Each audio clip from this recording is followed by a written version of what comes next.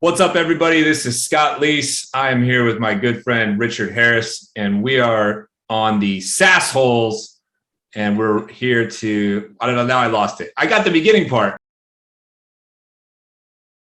I don't know.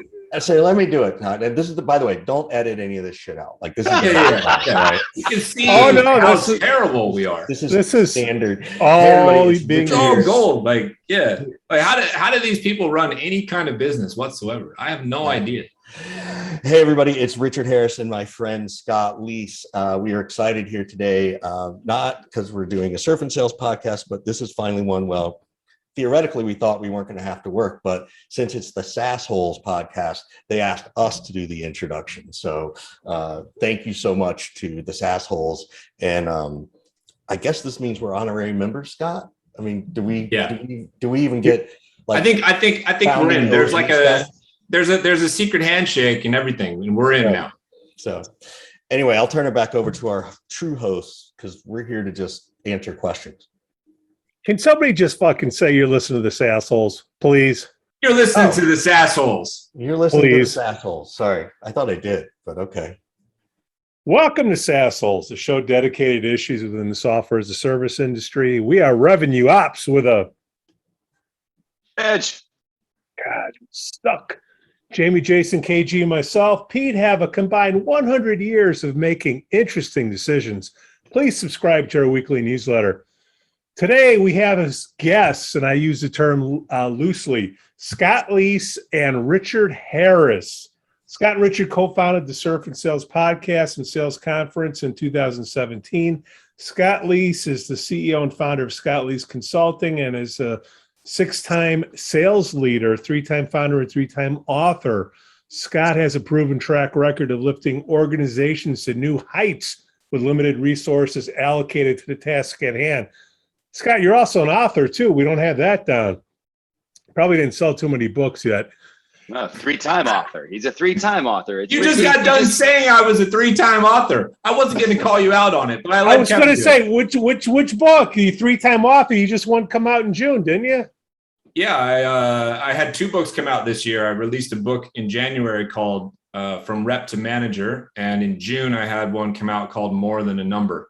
And kind of completes the trilogy. Let's just More than a number. Okay. Yeah. Well, it's going to be fun editing. Richard Harris. I want to know, Scott, did you write that introduction? Because, wow, I've never heard you be so pompous. They just stole that straight off of the copywriter who put it on my website. Paste. Richard Harris, oh God. Richard Harris is the founder of the Harris Consulting Group and brings over 20 years of technology and SaaS experience in sales training, operations, and sales leadership into his role as a sales consultant. Some of the clients he's helped are Zoom, Google, DoorDash, and many more. But before we get to Scott and Richard, this episode is brought to you by NeuroNoodle. Hey, parents of athletes, get a doodle of your noodle, which is a brain map. Hey, the season's almost over in football. You want to see what happened when you got knocked around? Get a baseline to compare it to. You get a physical every year, right? Well, get a brain checkup before the season starts. Schedule an appointment now at neuronoodle.com. Okay, guys. Are we ready? Are we starting? KG. We are KG. live. All right, hands inside the cars, please. KG. Yes, sir. KG. I got some shout outs for you, but you want to do your dad joke first and we'll insert the laughter. I'm sorry. I'm reading the fucking script here and it says dad joke next. You didn't put the notes in yourself. Come on. I can't help you. Asshole. KG. Yes, Pete. I thought the dryer was shrinking my clothes. Turns out it was the refrigerator all along. Leave us some comments on our blog at SaasHoles.net. KG, you got any shout outs, my friend? I do have some shout outs here. A couple of nice guy shout outs. Happy birthday to Hershey Barber. You're my favorite, Hershey Barber. And Alicia Callan, formerly Alicia Andrade. She was at business.com way back when. Ryan Harris, he's a closer, and happy birthday to him. And Anthony Amato, he just, I don't know, I think he turned like 48 on Monday. And then some business ones. I know he's old like us. And then congratulations to Carrie Gleason for starting as a new sales manager practice sales at RX Advantage. She's working with one of my favorites, Lauren Delfino. And here's one that popped up recently. Congratulations to Jamie Buss for starting a new position as Chief Revenue Officer at Articulate. Women in Leadership. Yes, let's do it. Articulate. All right. Ronnie Gurian, COO at Clio. Interesting. Ronnie boy, nice to see you. Look at you, my friend. Danny Walsh, 1 year at InMarket, and Alex Wall, 2 years at The LinkedIn. Hey, old school Ron Heyman from the Headhunter.net days, 1 year at Amazon Web Services. Okay. Scott and Richard. KG, how you know these guys? Well, I met these two individually, and I met Richard first actually through OpenView Venture Partners, VC firm on the East Coast there, and he was leading sales ops, and I was leading sales for a company that was both invested by OpenView. We learned we were fraternity brothers, but also shared a passion for sales and sales process there, and we hit it off. And I've stolen some shit from him. He's stolen some shit from me, namely shit my sales managers used to say, but actually I freely gave it to him, and I love that he's taken it and run with it. And then the Scott Leese story is, Scott, I don't know if you remember this one. I was talking to a guy by the name of Rob Feinstein, who was at Outbound Engine. He was like leading product, and I used to work for Rob at business.com, and he goes, "You got to meet this guy. You're good, but you got to meet this guy, Scott Leese. He literally wrote the book on sales. He's a badass." And we were in the process of at ZipRecruiter. We were in the process of opening up a new office in Arizona, and moving from Santa Monica. And I was hoping to pick Scott's brain about how to do that well and not fuck that up. And Scott was free with his time. But then it turned out that we just started hiring all his ex-salespeople. And so that was just such a small world, for Richard and Scott. Why were you hired? Were they Scott's cast-offs, or were because I left. I left, and then right. people looked for a new safe haven, and so indirectly, I feel responsible for ZipRecruiter's IPO. So I also think theoretically, and Scott's going to run with this, is that because I've seen this happen everywhere. Scott's actually the creator of the Great Resignation. Every time he leaves, people leave. Like it's true though. Like Scott's, it's funny and sad, but it's true. Like I've seen so many companies, take steps back because they don't recognize Scott's greatness. So there, I said it for you, Scott. This is for being recorded, Richard. So they actually do leave because of their leadership. It's people don't leave companies, they leave their bosses. And in this instance, the boss leaves and they leave. It's sort of they leave the new boss. They leave the new boss. There you go. Wow. How does a psychology guy get into sales? Like what happened there? Well, Scott? long complicated story actually. I was going to school, and I played 2 sports in college and had a full ride for soccer and tennis. And, in between playing sports and taking bong hits and having beers and everything else that you do in school, I just was looking to study something that I thought was interesting.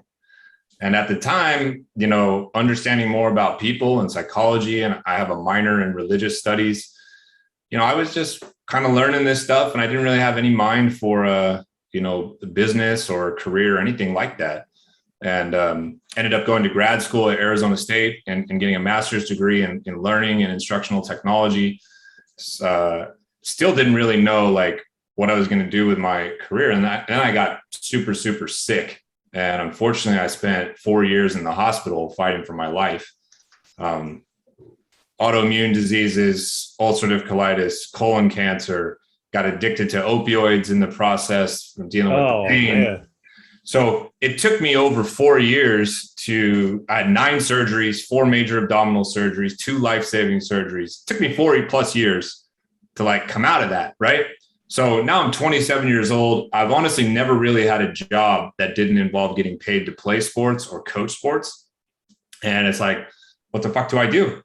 and I had a friend who, ironically enough, was working for Richard at the time, a friend of mine from my college tennis team, who said, like, hey, maybe you should try sales. Like, there's a lot of people who, don't even have a college degree who go into sales, and that people hire people with no experience, and you're super competitive. Like, maybe that would be a thing.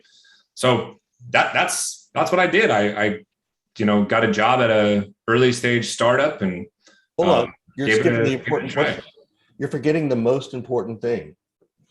Well, the most important part is that Richard wouldn't take an interview with me because he told my friend that I had no experience and all this kind of stuff. So he kind of thumbed his nose at me. But the story ends up coming full circle later on. But lo and behold, like nowadays, I think, and I'd have to ask people a lot younger than us, but I think they tell you, like, go get a psychology degree, understand behavior, Yes. and how people think, and then go get an MBA and round out everything. You got the best of both worlds, right? Mm-hmm. Nobody told me that. I wasn't thinking that way. But it turns out that having a psych degree, has been really good, not just for selling, but also for leading people, I think. Now, we just had Jan Wilkie on the show just last week. You guys know her at all? Just curious. Sure do. Yeah. She was the very first sales rep that I ever had when I was at Main Street Hub in the year 2010. And she went from sales rep to senior sales rep to sales manager to running sales ops for me. And then we took a little hiatus from each other for a few years. And then she was the very first hire that I made when I took over at SVP of sales at Qualia. I hired her to run sales and revenue ops for me. And she's been there ever since.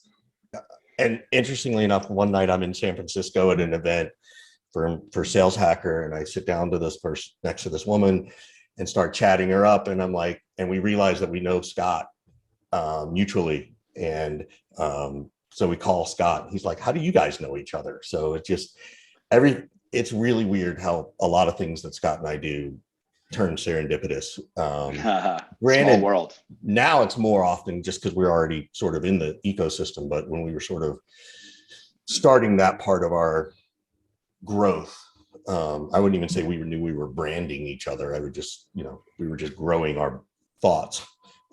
It happened in interesting ways. Yeah, it's a small world, man.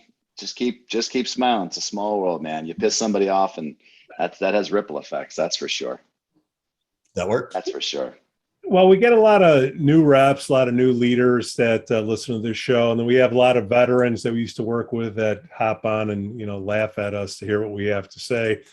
How do you guys motivate your people? I see a lot of stuff about motivation in you guys. Can you actually motivate people, or you get to hire it in? I'll hang up and listen for my answer. Go ahead, Richard. I think the motivation, it comes in a couple of different ways. One is compensation. That's got to be a piece of it. The other is, and it's happening more and more now, I should say, it's becoming more common to talk about is really being vulnerable as a leader. Every person who I've ever been really successful with, so I think about my best reps, they were either A, massively self-motivated and really actually wanted me to get out of their way, or there were people who really like to have connections and look for a reason. And I think that was me even as a rep. Like, I always looked for people, and to some extent it was too much of a fault for me that I was sort of always looking for this. Look, I've done enough therapy to know that I was always looking for this love that my father never gave me, like pats on the back and stuff like that. And so I think that really affected my management style, which made it hard for me to manage those highly motivated people. Like, I probably would not have had a good relationship with Scott had I hired him, based now that I know Scott. Why is that? Why? Yeah. I think, are you saying like he won't listen to you? no, He's not going to take that mentorship from you? Like what? No. I think that Scott's so inherent, and this is genuine. Scott is very inherently intuitive about the human being, that I saw management more transactional And I think that I would not have been able to make that connection. And I do know enough about Scott at this point to know that he's always kind of measuring his ability against the people above him, and then uses that to motivate him to be better than that person. And I don't mean that in a negative way. That's what I mean by someone who's self-motivated. And I probably would have felt unsafe. And I think that has a lot to do with where my maturity was back at that time, 15 years ago and stuff like that. So that's how I see it. But Scott may have a different opinion. He may, I may be jading Scott's knowledge of now and thinking he was that smart back then, but Scott, do you think salespeople are that coin operated? I mean, Richard started with the compensation piece there, and frankly, I think it's horseshit. I just think that it has changed. So I don't think that it's horseshit. I think you got to remember, and I'm going to get the dates wrong, so I'm just going to poke fun at Richard a little bit. But like when Richard was a VP of sales and building and scaling sales teams, the world was a lot different. It looked a lot different then. Okay. And the mindset and mentality was a lot more coin operated.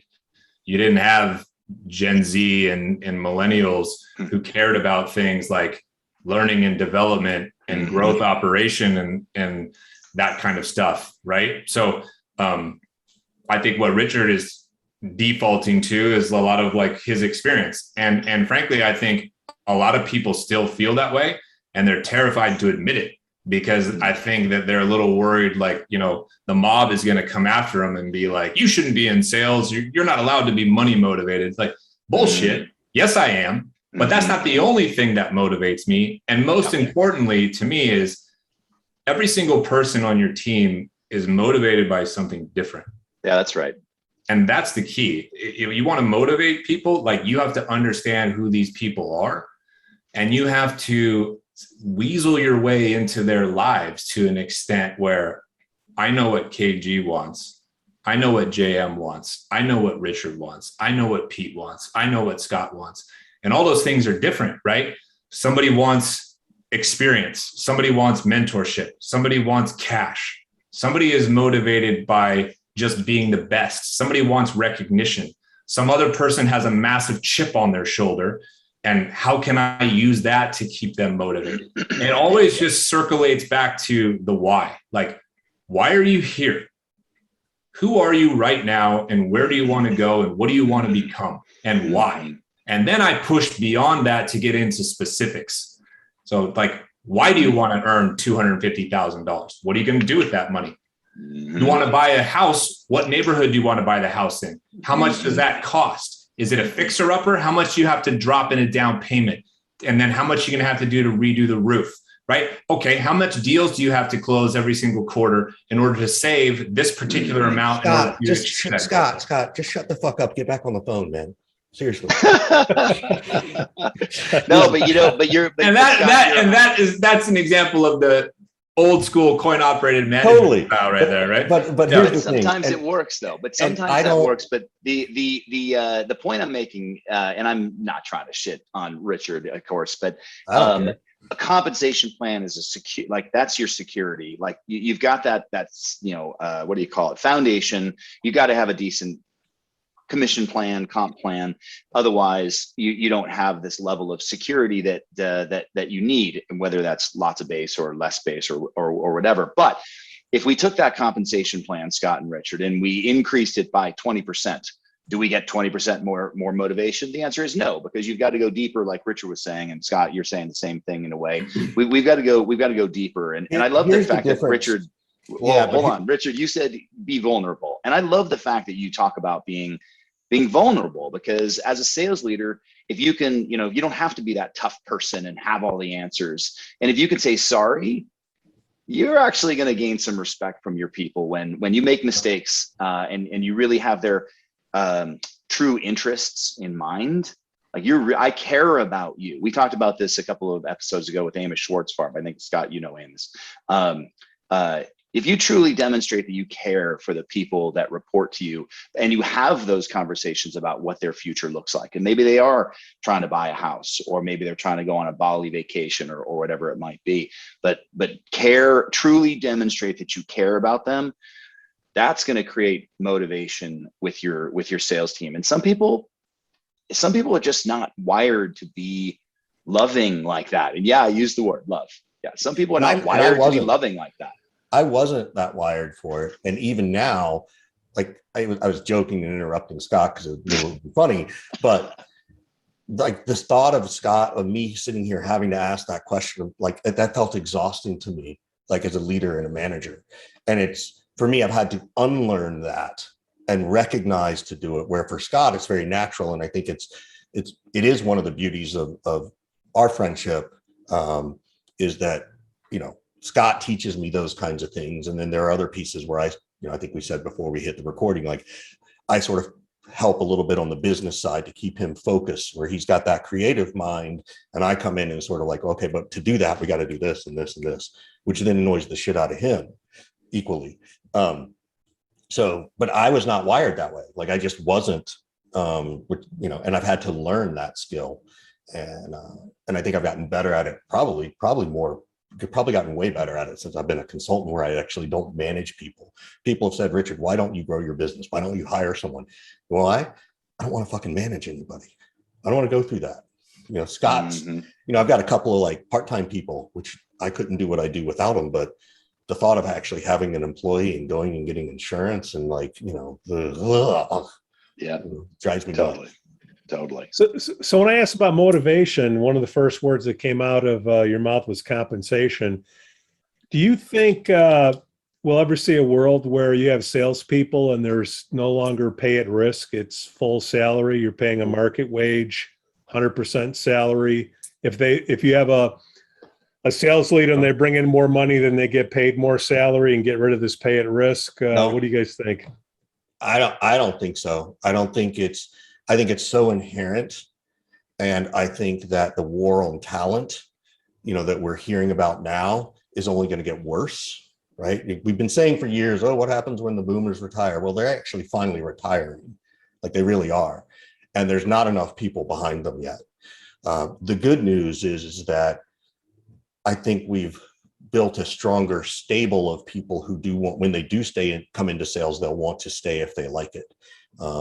I know the SDR function, I don't think it's going to be right for everybody, but there's now a lot of people who you could go hire. I mean, all three of us, it frustrates me when I hear people say, well, you don't have experience. You've only been an SDR. And it's like, are you fucking kidding me? There was no such thing really as an SDR back in the day. Like you just hired people, and guess what you had to do as a leader? You had to fucking manage them and train them and teach them. So, that noise drives me nuts. So I also think that the companies who want to grow, they're going to pay more. And if you give reps a base salary that's too big, too many of them are going to get lazy. And I think you would affect the ecosystem in a very negative way over the long haul. So, is it a leadership? Is that a leadership problem? Yes. So I'm saying if it's a war, I guess where I'm coming from is if it's a war for talent, why would somebody want to take 60% risk or 0% risk, right? Somebody's paying a full market wage, because what we're saying is success. I don't think that's a long, if I'm understanding your question. Yeah. Well, okay, so I'm a leader and I'm going to hire someone and pay them $200,000 instead of, 125 plus, 75 base. Great. Well, I'll see you in 6 months and see if it worked for you. Right. It might work, maybe, the thought is, and it's been a while since I saw any new research, but the thought is that Gen Z coming behind the millennials is way more transactional because of the financial crisis. They're way more like Gen X.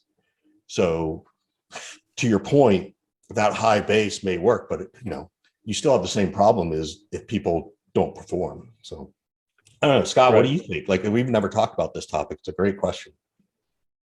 I think it's inevitable that people give it a try. Whether or not it sticks and works, I don't know about that for a lot of the reasons that you mentioned, but I think it's inevitable because you're talking about a war on talent, and salaries have gone up 20 to 30% already. And I would say in the last 6 months, I'm not even talking about like start of pandemic to now. In the last 6 months, 20 to 30%. So to me, it's inevitable. It's inevitable if I'm desperately trying to win a war on talent and I need to hire a fairly large sales floor like Kevin had at ZipRecruiter, for example.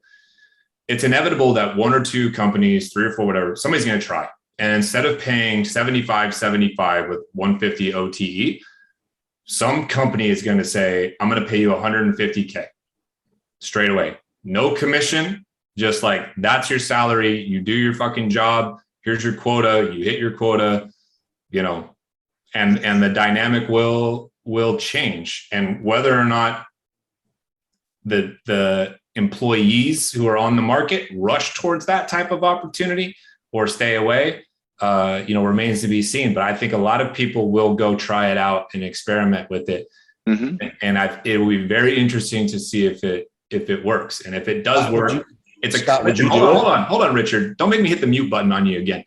If it does work, it's a copycat league, like every other league and every other sport. Mm-hmm. What works for one, it's copied and tried by another. So if people pull it off and it works, I think that more people will try it.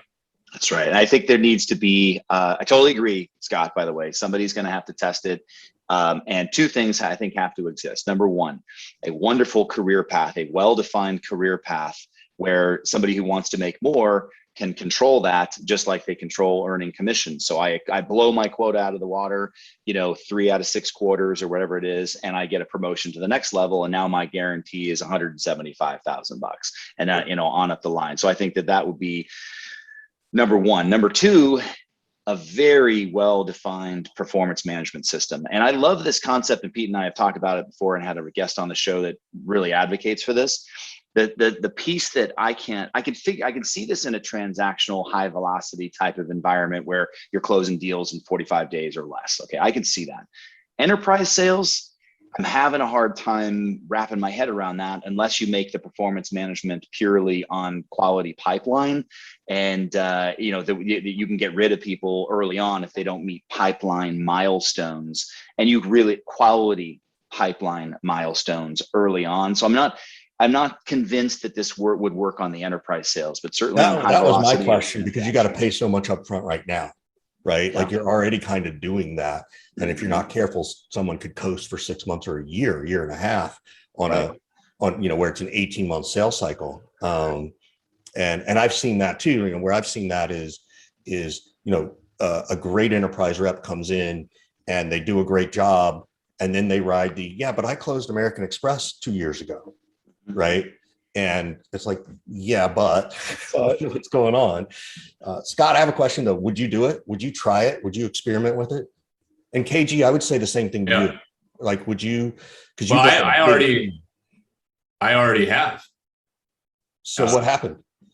Well, you may or may not remember, but to Kevin's point about kind of performance managing around quality pipeline, I did that at Qualia in 2016 and 2017 as a way to bring talent my way. We were selling a super complicated product in an antiquated industry that had never been sold to this way. It was almost like my way of making it easy as possible for you to earn variable comp without having to close a deal. So I comped that way for over a year until we had kind of figured it out. And I felt like I could ramp people faster enough to close deals. I think I remember that because I was asking how long does it take to ramp, and you're like 6 weeks, and I'm like, oh my God, that must be wonderful. Because we were so used to this, 10-day kind of thing. So and then I had a channel team that I paid in full to, no commission.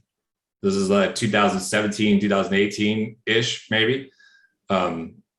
I think we paid them 90 to 110 or so years. I couldn't get away with paying people that now, but that was like probably what their OTE would have been, like a 60, 120 type of a split. So we just paid them all. And we performance managed them around relationships, and opportunities kind of either opened or touched.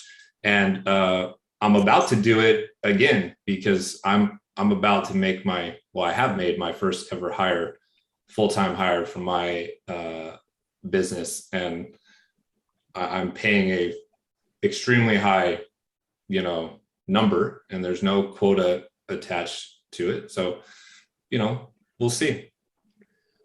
Well, if the rep has 0% risk, that means you have 100% control of what they have to do. And if you made a bad hire, in 6 weeks, you can tell them to hit the road versus the pay at risk model. You got a zombie for 6 months. And that's on me. I mean, listen, don't forget the piece that's like, if I hire you for $250K instead of 120 base with 120 variable, like, do you really want to lose that fucking job?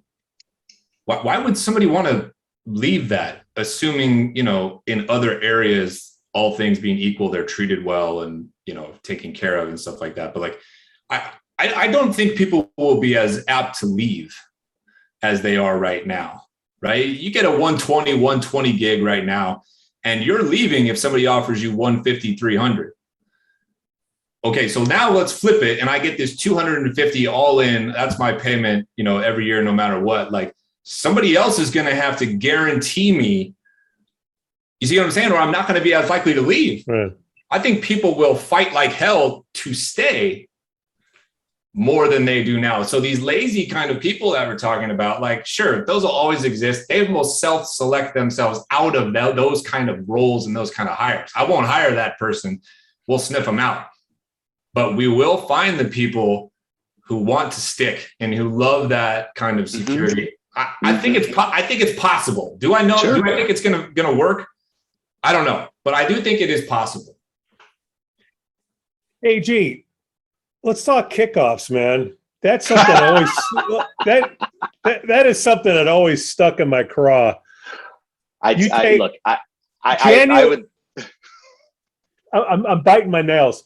January, the best time of the year, and then we would take the reps off of the floor for a week, pay a couple $100,000 to a speaker, and we kick off the year a week down in activity. I'm just, now we got COVID and here we are.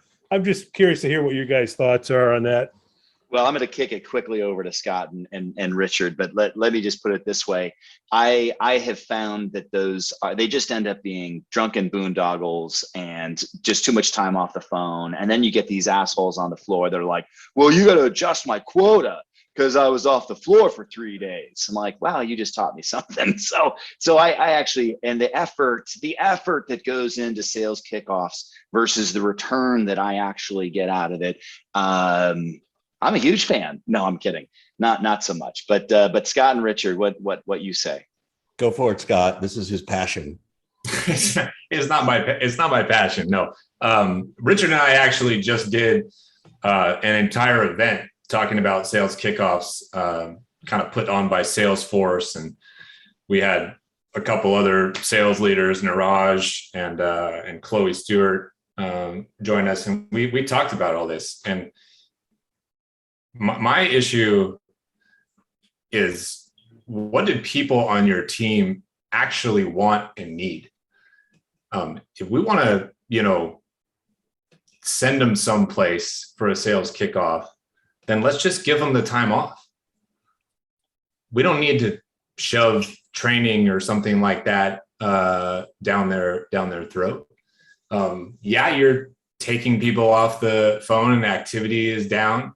And, Kevin doesn't like hearing about their number should go down, but like, it should go down in my opinion, if we're gonna do that.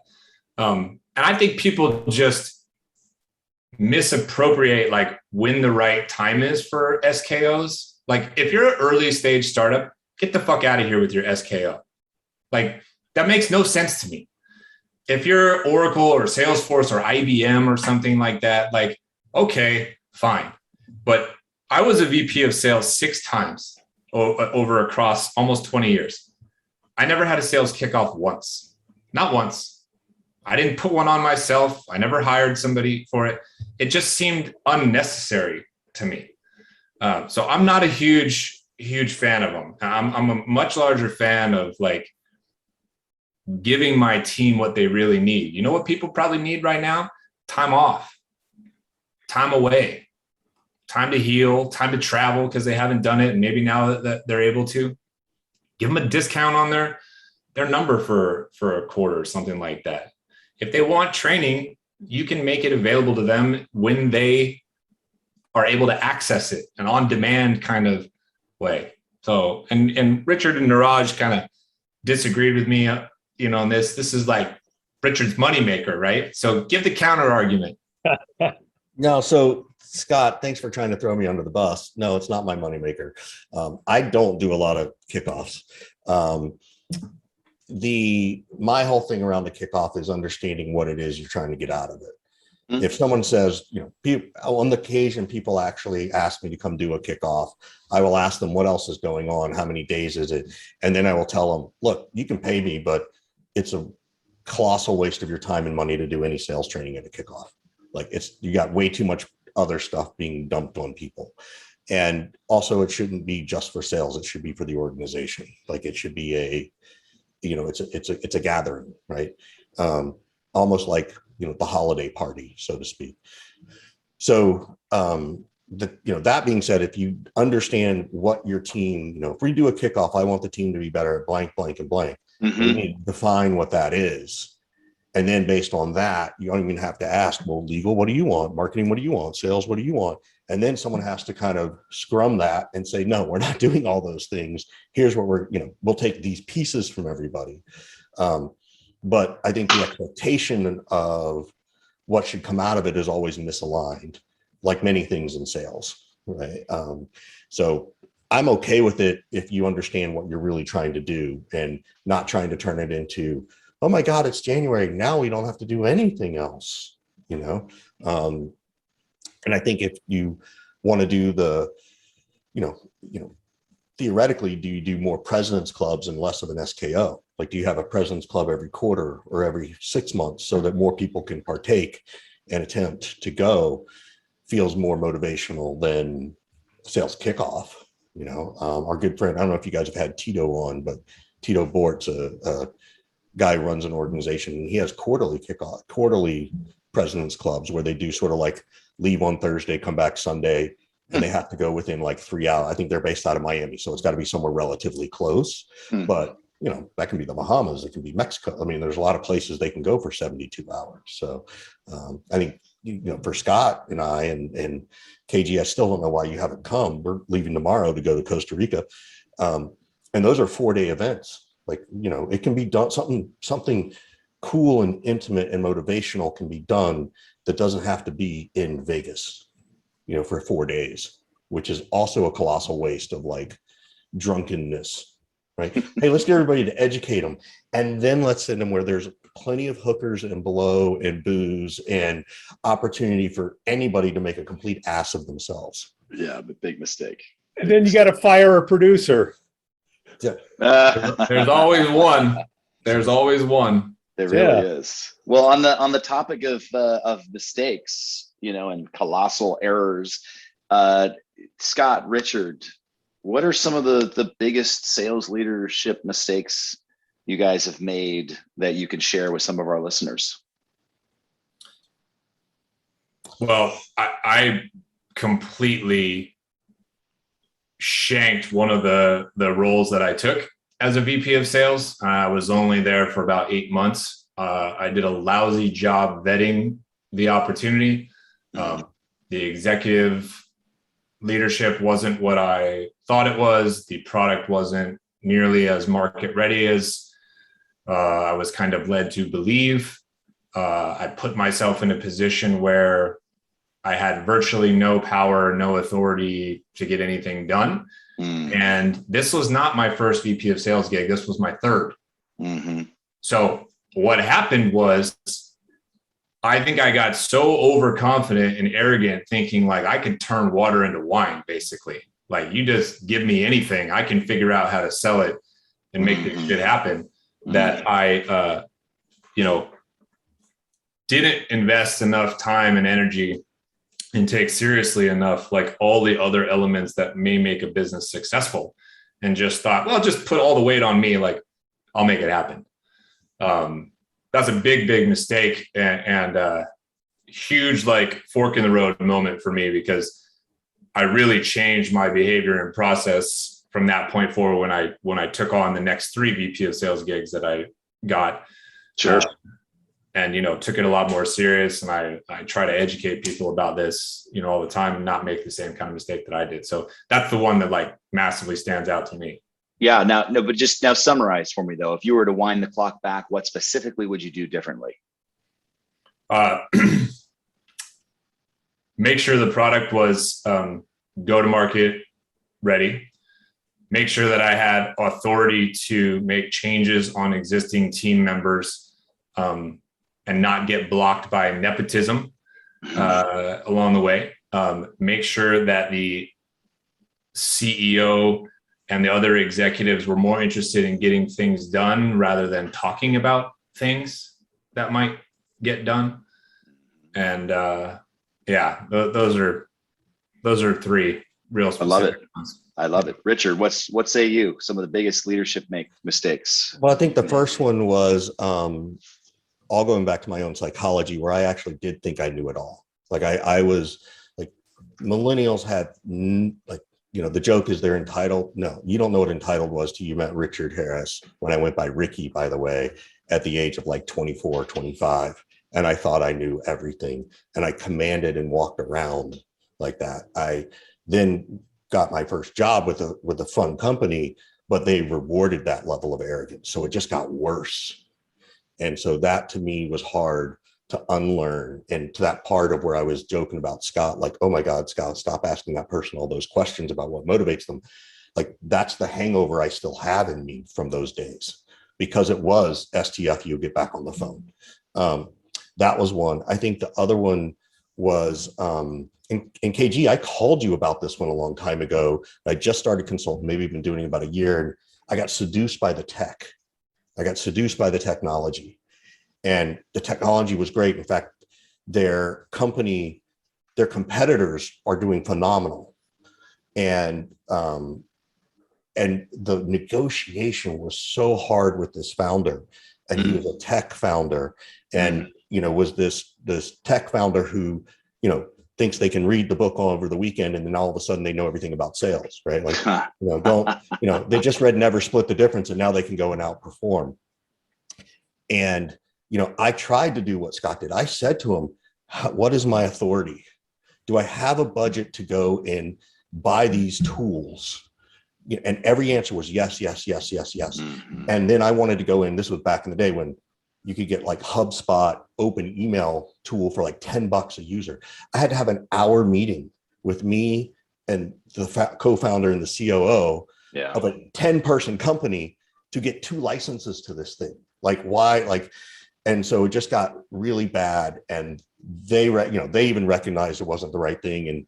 And I, quote unquote, was let go, and I should have fought harder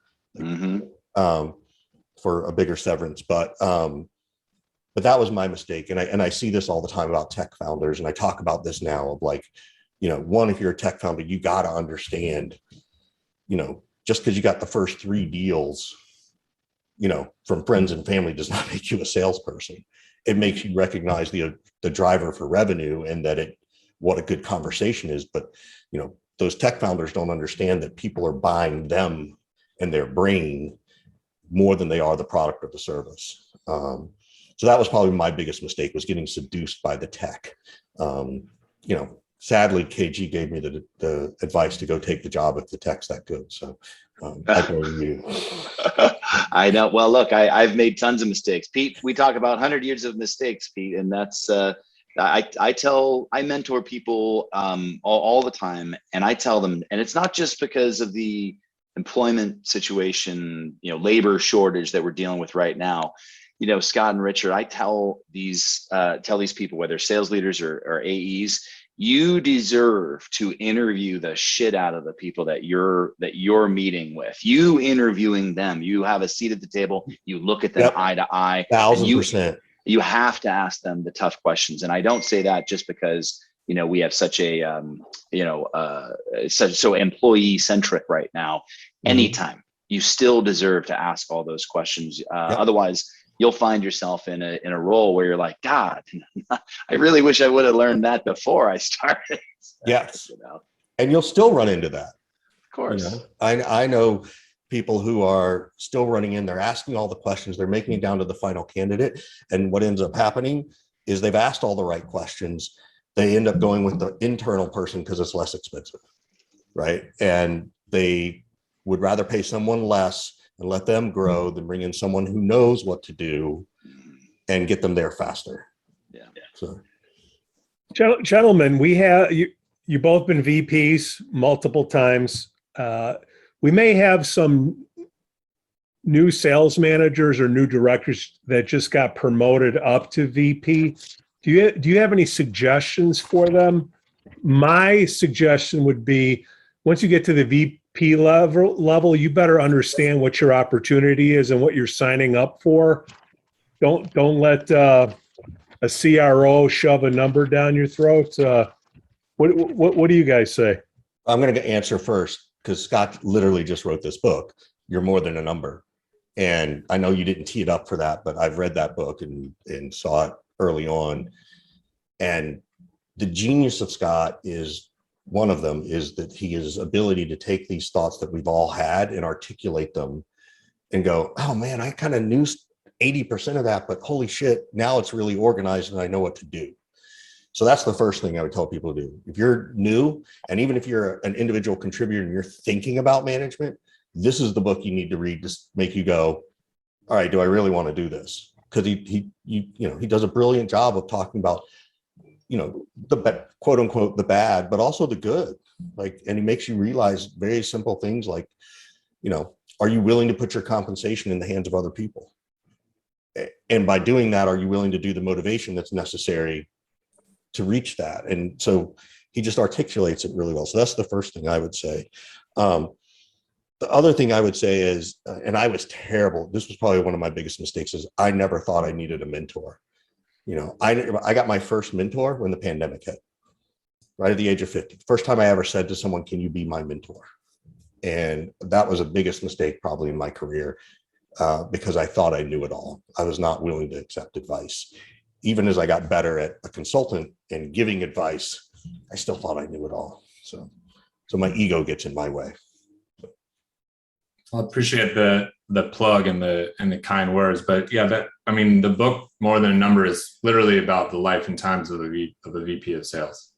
Like, it's the good and bad and ugly. I tried to talk about some things that you don't hear about very often, some things you consider, and then more specifically, like, now you have the job, what exactly do you need to do? So one of the biggest mistakes that I see people make is they immediately kind of default to, like, I have to get revenue to justify my existence. And they never take the time to build a foundation and a playbook and document what works and what doesn't work. So I'm a huge proponent of, like, let's spend the time to truly identify our ICP and understand all of our different buyer personas. And let's write a cold call pitch and write a demo pitch and write an inbound pitch and build a competitive landscape. And what are the objections we're going to run into? And what's the best rebuttals for those? Let's write out all our email cadences and sequences. Let's figure out what KPIs and data we're going to track. Like, people don't do that fucking work for two reasons. Number one, because it's really hard and really boring. But number two, they get hired and have pressure so often, internal and external pressure, to immediately put up numbers. Exactly. They just go chase the dollar sign. Yeah. And then you're stuck, because even if you have some success, that success begets higher expectations, and you never take the time to go build this foundation. So you're succeeding on a house of cards. That's right. Slow down to speed up, man. Yeah. There's the other thing I'd like to, I'll chime in on it. And Scott, and I think all of you might articulate it better than I can. One of the biggest mistakes is you go from IC to manager, or manager to director, or director to VP, depending on what part of the world you're in, is misunderstanding and getting seduced by equity. Right? Like Scott just laughed because he's like, he talks about this on much more regular basis with people he coaches. But don't let that fool you, because there really is no money in that equity.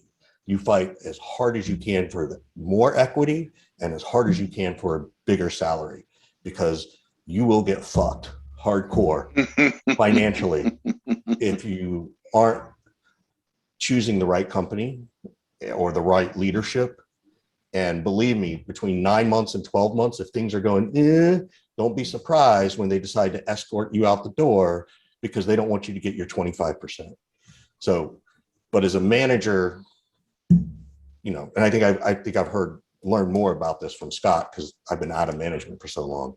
Like, the equity is not really there. You know what? Your equity as a manager is, if it's successful, you get to take the equity of that story and compound that interest more than the equity of the deal. So anyway, I don't know if Scott, if you want to chime in on that one or not. But I mean, that's one of the things. That's one of the points of consideration, whether you should even take the job and get into it, you know, and that story has been misrepresented so many times for so many years, right? It's like, you know, we're going to give you 10,000 shares and you're going to be a millionaire. Have you ever stopped and done that math? Yeah, that's not going to work, right? So really just making sure people understand that. And there are big time sales leaders out there that I know, and I'm sure some of you know. You would be shocked and blown away how little equity they got for building whatever company they were that early head of sales for, or the mid-stage, growth stage kind of VP of sales. So you really need to understand like that game. And at some point, if you're lucky, you get an event of some kind. But it's about all these other things along the way. And if you want to have a successful stint as a VP of sales, like, you got to build this foundation that we're talking about. That's why so many companies get to, you know, $1, $2, $3, $4 million in revenue and then die off and stall out, and they're just flat because they can't replicate that early success. Everything's locked away in people's brain and they can't go backwards. So, guys, what's the best way for our listeners to learn more about you guys or connect with you? Scott, I'll start with you. Well, you know, Richard and I run a sales conference called Surf and Sales. You can check out the website, surfandsales.com. It has a podcast associated with it as well, but we take a couple groups of 20 people 3-4 times a year down to Costa Rica and do sales leadership, training and conferences, and a lot of surfing, a lot of good food, and a lot of kind of deep experiential networking. I co-founded a business with my friend Amy Volas called ThursdayNightSales. So every Thursday night, you can come hang out with 150 plus people from all over the world who show up and ask questions. And, you know, we've got a big revenue community now there. And I'm super active on LinkedIn. If anybody wanted to reach out and connect with me there, I respond to everybody. And if you're a founder or an early VP of sales and you're looking for help, you know, kind of going 0 to 60, so to speak, that's my bread and butter. That's what I do in my consulting business. So check me out. Happy to help if anybody is in need. Richard? I just pick up all the crumbs that Scott leaves behind. That's where you can contact me. So no, you can find me at on LinkedIn. I'm the crazy one who does this. 415-596-9149, 415-596-9149. Text me or call me. I love putting my phone number out there because people rarely ever do. So feel free to text me and just say, hey, I heard you on the SaasHoles podcast. I want to see if you're real, because yes, it's really me. But find me on LinkedIn. And if you are in need of teaching your sales reps how to earn the right to ask questions, which questions to ask and when to do it, that's what I do as a sales leader and sales trainer. I think that's probably the easiest way. Or you can, you know what, call Kevin Gaither. It's like, you know, call KG here. He'll get you in touch with us. Scott and Richard, thank you so much for coming on the show. Well, It was a pleasure, man. This is, I think we were putting in the chat, like, this is literally the best podcast I think I've ever been a part of. Like, I'm sitting here going, oh my God, Scott, they're doing this way better than us. And we've done 280 episodes. We should do a deep dive on your recent book, Scott, and you two. Oh, What do you yeah. guys think? Deep dive, real deep dive. So we'll talk about that later. Pete, take us home, man. I'm in. Hey, thanks for listening to the SaasHoles. On behalf of Jamie, KG, and myself, Pete, we thank you for listening. We ask that you give us 5 stars on Apple Podcasts, subscribe to our newsletter. All the contact information for everybody will be in the podcast notes. And hey, if you really, really, really like us, you can buy us a beer on Patreon/SaasHoles. Okay, guys, cue the music.